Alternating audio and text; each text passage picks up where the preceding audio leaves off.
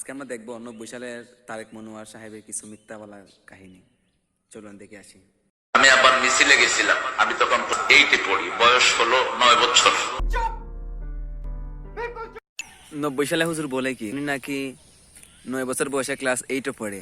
এটা কোনো কথা? উনি কি মায়ের ঘর থেকে জন্মগ্রহণ করে কি উনি স্কুলে ভর্তি হয়ে গেছে কথা বলার পূর্বেই? এটা কোনো কথা? মিথ্যা বলার একটা লিমিট আছে। চাপাবাজ। আমি 5-এর থেকে দাখিল পরীক্ষা দিয়ে দিছি, মধ্যখানে আর পড়ি নেই।